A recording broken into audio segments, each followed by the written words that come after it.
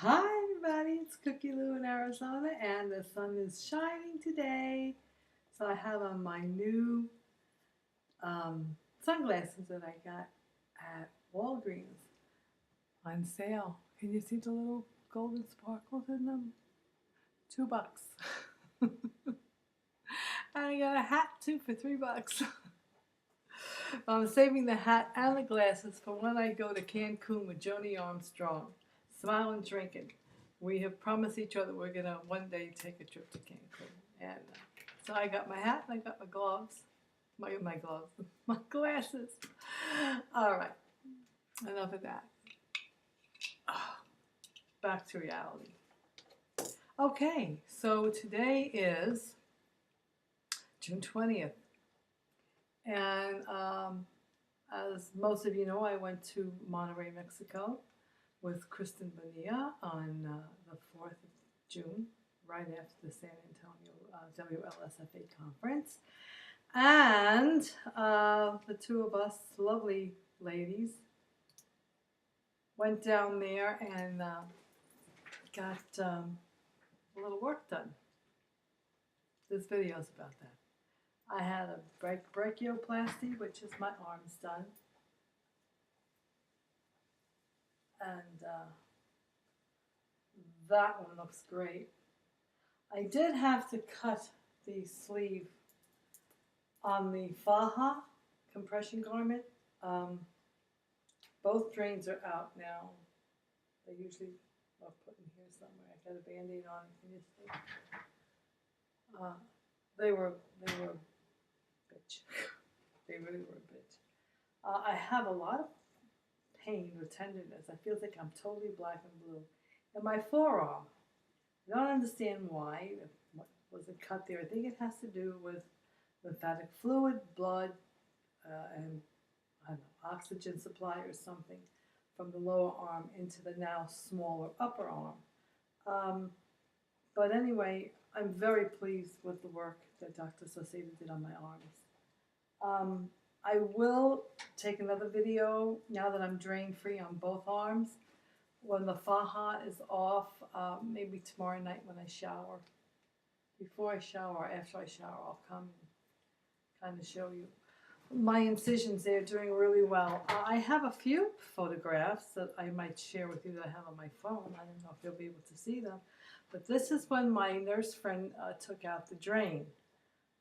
It's quite a long sucker, to tell you the truth. The dark part of the drain is flat. And let me get close. And has holes in it, and it kind of acts as sucking motion of any blood and fluids that are in your arm. And it pulls it through the flat, holy part of the drain. And most of that dark part is what's in your upper arm. I mean, it's really in there. And then they kind of secure it with a stitch outside your elbow. And then the lower part, where her lower hand is the round part of the tubing, which gets attached to the little drain ball, and blood and liquids and water flows out of the swelling portion of the arm into the drain. That's what the damn thing looks like, and it was in, I'd say, a good, what, 7 inches? That's the drain. Okay, first one that she took out of this arm, barely felt it. That one, it was like a little stuck. This is a picture of one of my arms, the scars on one of my arms. The little redness around it is kind of where I had tape. Even though I have the sensitive skin tape, it still put some markings on me. This is a hole that I had under my breast when they I don't know what the hole is from. I did not have drains in my breast, but maybe they had something in there where they were sucking something out of my breast when they took the implants out. But I do have a hole there on both sides. I won't show you the nipple because that'll get you arrested. And that's the hole on the other side of my chest. This is the other scar that goes from the elbow underneath the armpit. This is quite good, actually. More nibbles, you don't want that. I don't know. It's, this was just, took these and sent them to Kristen about two days ago. And that's pretty much how I used to wrap them, the way Nurse Patty did, with some gauze. And then later on, we decided to take some rolled gauze and roll it around my arm to cover those strips. It was more comfortable that way. And look at this, avocados and onions in the HEB market in Monterey. They had that's the best grocery store. I wish I had it around here. Look at the beautiful vegetables and fruits. HEB. Love that store. Kristen and I, went in. That's Kristen walking down the aisle with the grocery cart while I'm taking pictures. Then she says, "Oh no, Lisa, maybe I shouldn't be taking pictures. It might not look good. Might be suspicious, I don't know. Okay, I only took a few pictures, but anyway, that pretty much is the incision. It's great being drain free. It really is. I would love to get this thing off as well. I do keep gauze patches on my nipples because they are itchy. And that's pretty much the breast that I have left. So, I don't know, I'm really debating now if I even want to be bothered putting in another implant. I mean, they're really flat. I mean, there's something there, but, they look a little bit more in place when you have a garment on. Without the garment, they're just kind of really soft. They are lifted. The new implants were not put in, but they were lifted. So my nipples are up where they're supposed to be. I'm debating if I even want to do new implants in 6 months. As I was directed, I could if I so choose. Once those nasty old implants came out, I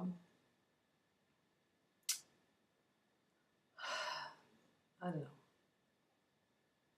I know the new and improved implants are not like those. Those were 33 years old and they were like antiquated stuff compared to what they're producing now for breast implants. And that would never happen. Well, I'd never have them in 33 years because I won't live that long. I hope, anyway. So I don't know. I have 6 months to think about it. I do want to go back and get the tummy tuck. And truthfully, these arms and these breasts, this was no picnic. I mean, yeah, you can't expect somebody to cut, a half a pound off each arm. And, it's a chunk of meat they're taking off of you and not expect to feel a little sore, to say the least.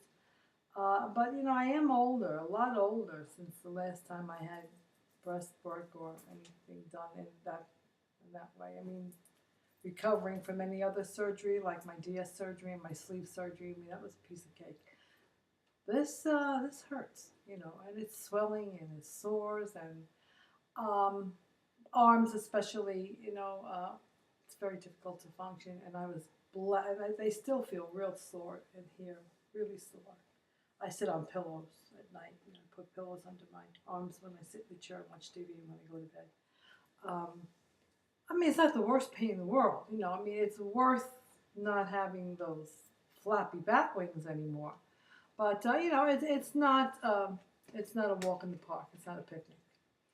And, pain pills are required, and a lot of attention to cleanliness and applying bacitracin and bandages and taking a shower with antibacterial soap is necessary every day.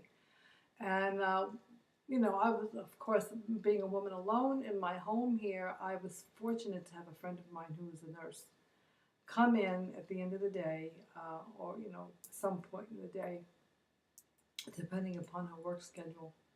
And she helped me out, I mean, I got the damn faja off, which was very difficult. Took my shower, got ready, And then she came in and applied the ointment, checked the incisions, and she says, "Oh, this incision is beautiful. No infections, no redness. The inflammation is minimal. It's healing very nicely." And she would wrap me up, and help me put a clean faja on and snap me up. And then I decided to go back into the emails that Dr. Soseda had sent me. Ouch. This, keep pushing this faja down. It snapped and bit me. And read the post-operative instructions, and it did say that at this point, if I don't have any oozing from the scars, I don't have to use gauze anymore. Just keep applying a couple of times a day the ointment. So I said to Debbie, I said, I really appreciate you coming. I think she came here like 6 days in a row and helped me, and I thought I was going to need her for a couple of weeks. I says, but this is what the instructions said. I says, I think I might be able to continue on my own if I don't need bandaging. She says, well, you're good. You're good to go. If that's what I'd be happy to help you continue if you want me to, but you could. So she says, all right, let's play act. And so I just kind of did it myself, and I just put a little gauze pad under each armpit so the faja doesn't crinkle and irritate the scar, because it does kind of, it's like a tourniquet, and I can snap myself up. And being that I have more movement and less pain in my arm when I do go back, and I do feel pulling in here, and you got to be careful because there's no stitching here. They're dissolvable stitches. And as weeks progress, especially when week 3, which is what I'm approaching, and those underlying stitches start to dissolve, your incision becomes weak, and you feel stronger, because you're drain free and your energy level's up and you're doing more. And that's when you can get in trouble, because you're not restricted, and you can bust something open, and we don't want that. So I have to try to be careful, but I am well enough to be able to take care of myself. As far as taking this off, taking my shower, of course, applying the ointment and putting the faja back on. I'm okay, good to go. So that's where I am. I want to address. I don't know if I did, because I think I still feel like a little residual morphine in my head. I don't know if I've said things before or not, but I just want to acknowledge all the great friends that I made at the WLSFA, and I'm being with my little tribe of de-essers, Renee and myself, Lisa Pickens, Renee, Kristen Benia, Joni Armstrong, Heather Featherling, is that Heather, me, Joni, Kristen, Lisa, and Renee, 6 of us. We all met at the airport and climbed into the clown car of a van, and we went down to the hotel, and we spent most of the weekend together. The de-essers, yoo-hoo! And I will announce here, if I hadn't before, I may have, we have lost so far 1,088 pounds and counting. I got on the scale today and I was 179.6, so I'm kind of back down to my lowest point. I think it was about 183 when I went in for my surgeries. It was 180, yeah, about 183. And then I was about 183 and a half when I came home with all the fluid and everything that you have, pumped into you. You usually gain some weight. And of course, there's a lot of constipation that might happen because of the medications. I didn't really suffer much with that. I took my stool softeners, and the more I went, the more weight I lost. So anyway, down to 179.3. I'm happy with that. And while I was there, I kind of gifted all my friends this little sparkly elephant. I don't know if you can see him. He does have some stones on his little feet and on his hump. And I gave each one of my friends this elephant charm. I mean, it was a little simple gift. It wasn't, anything extravagant. Not because we were elephants or as big as elephants at one time, because even though we say we're a tribe of de-essers, I consider us a herd, female elephants, because elephants are loyal to friends and family, to their herd. They are smart. They are persistent. They have long memories. And I gave each one of them an elephant like this to keep a remembrance of us as a herd of de-essers that went through a very difficult struggle with weight loss surgery, and now we're starting to go through reconstructive surgery, plastic surgery. So this is just a little symbolism of us as a herd of friends that should never forget the journey we took during our weight loss surgery. So that's what this little elephant charm is about, and I gave everyone that. Anyway, it's hot. I'm going to go get my blood checked, my warfarin account, INR checked today. I don't expect it to be in a good place because I was off of it for surgery in Monterey, the plastic surgery. I had to get off of it. The doctor did give me injections to kind of help me get back into that place. But I was on Cipro, antibiotic, and other medications which also can, I don't know, raise it, I think, or raise it. So it could be too high, it could be too low. I don't know. I'll find out today. And that's about it. You know, I wanted to share the scars with you, a little story about the elephant charm, and kind of show you my my arms. I'm feeling good. And I guess that's about it. I don't have that much more to say. I'll show you the arms without the garment on next opportunity I can get. But you kind of see where I am with that. I'm fortunate that I'm healing well, and I have a good history of healing well. My scars never give me a problem, and I usually heal very well from any surgery that I have. So I'm fortunate and lucky. That doesn't mean I'm going to have a whole lot more. I mean, I could use this taken care of here. You know, the legs need to be done. I'm even questioning doing that because the healing is difficult in that area, and the drains are kind of troublesome and painful to take out. Some people have been reporting a lot of pain and difficulty in getting them out. But I do want to get the tummy tuck done. I'm not getting a 360. Dr. Saucedo and I agreed that just an extended tummy tuck to take care of the double pannus and excess skin that I have on my stomach. And my hip area is all I needed. I don't need to have the back done. I don't care if I have a saggy butt. I'd rather have less cutting, less stitching, less surgery, less areas that need healing, and just get what I need, what I find necessary. And we'll just let the rest go.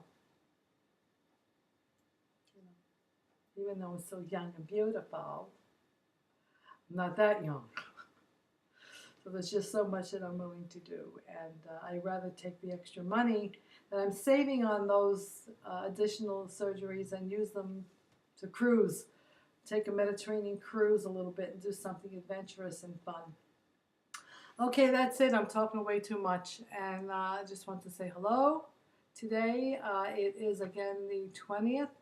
So I am out of surgery now, post-surgery, 5, 6, 7, 8, 9, 10, 11, 12, 13,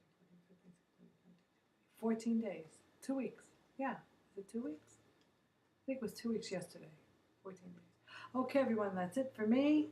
I have nothing more to report. I will come see you again soon. Bye.